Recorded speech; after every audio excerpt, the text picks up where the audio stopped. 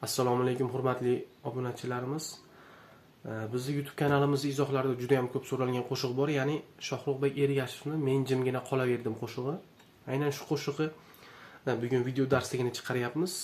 Aynan qo'shiqda ko'pchilik uchun oson bo'lish uchun beyer bo'lmagan akkordlardan, oddiy akkordlardan foydalangan holatda chalib beramiz va bundan tashqari qo'shiq original variantdagi beyer akkordlarda ham chalib ko'rsatib beramiz. Qo'shig'imizning bo'ylari, akkordlari va o'sha aytilishini ham bir marotaba ko'rsatib o'tib ketamiz. Aynan mediatorlarda ham chalib ko'rsatib beramiz bugun xudo xolasa.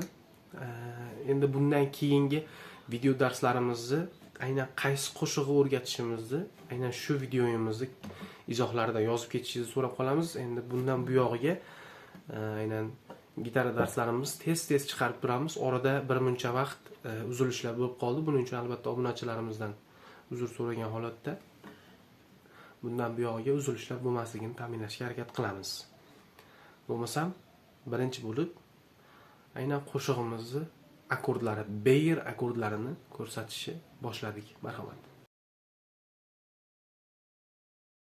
Ana endi qo'shig'imizni akkordlarini ko'rsatamiz. Aynan akkordlari qaysilarda, qaysi simlarda chalinayotganini siz shu burchakda ko'rib turishingiz mumkin. Marhamat.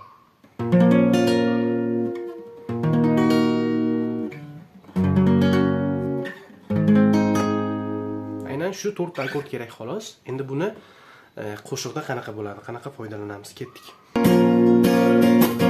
Sog'inib yor nozlarini, o'shal shirin so'zlarini, ko'rib namli ko'zlarini, men jimgina qolaverdim.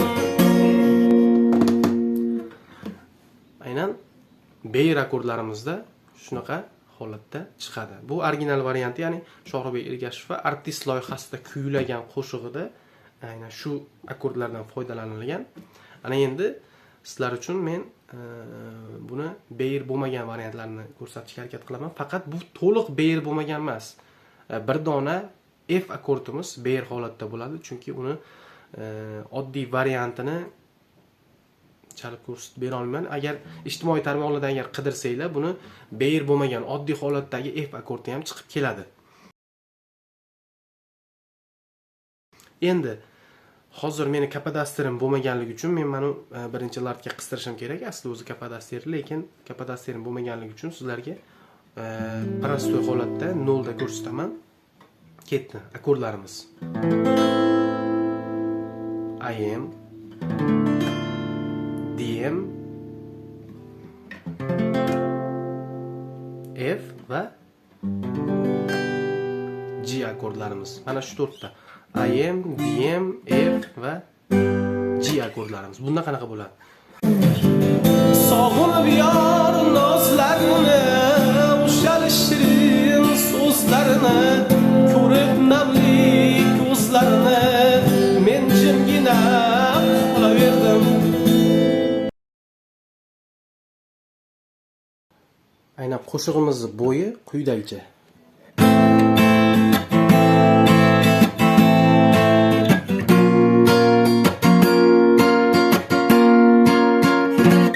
Shunaqa.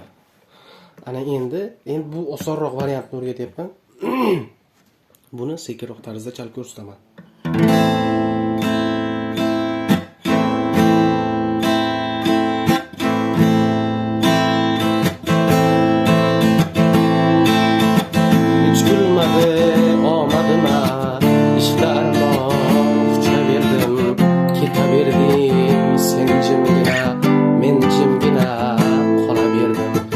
Daydim sevgi sahrosida, cho'kib hijron daryosida, zulmat tunlar qarosida, men jimgina qolaverdim.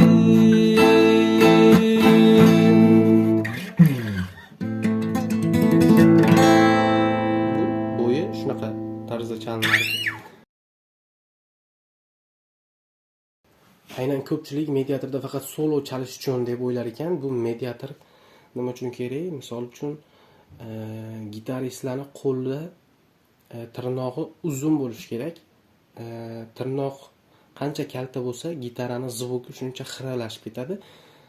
Tirnoq qancha uzun bo'lsa, shunchalik darajada klassik gitarada ham tiniq yangrab chiqadigan, jaranglab chiqadigan bo'ladi. Ko'pchilik bilmasdan tirnog'ini misol uchun tagroqdan olib tashlasa, gitara chalganda birinchidan barmoqlarini achishtirishi mumkin, chunki tirnoq pastroqdan olingani hisobiga mana shu barmog'i et qismi achishadi, gitara chala olmay qoladi. Shu paytda mediatorni olishingiz mumkin. Mediatorda zvuk tiniqroq ham chiqadi. Misol uchun shu qo'shiq qanaqa bo'ladi? Sog'inib yor nozlarini, o'shal shirin so'zlarini, ko'rib namli ko'zlarini, men jimgina qolaverdim. Bunda ham xuddi o'sha akkordlarni chalayapman, faqat mediator variantida chalayapman, birorta ham barmoq ishlatmasdan, ya'ni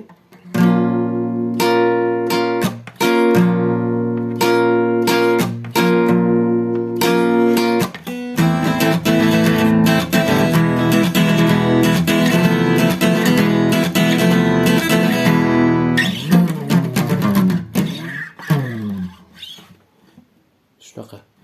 Bu mediator variant. Aynan bu safargi o'rgatmoqchi bo'lgan gitara darsimiz shundan iborat edi. Aynan keyingi gitara darslarimizda qaysi qo'shig'i biz chalishni o'rgatishimizni albatta izohlarda yozib qoldiring. Va biz uchun kanalimizni ko'proq sizga o'xshagan gitara chalishni o'rganayotgan insonlar ko'rish uchun, yoshlar, kattalar ko'rish uchun imkoni boricha bu videomizni do'stlaringizga, gitara chalishga qiziqadigan yaqinlaringizga yuborib qo'ying. Albatta obunani bosib, like bosib qo'yishni esingizdan chiqarmanglar. Bu biz uchun bir motivatsiya bo'ladi. E'tiboringiz uchun rahmat. Keyingi qo'shiqlarimizda, darslarimizda ko'rishguncha salomat bo'linglar.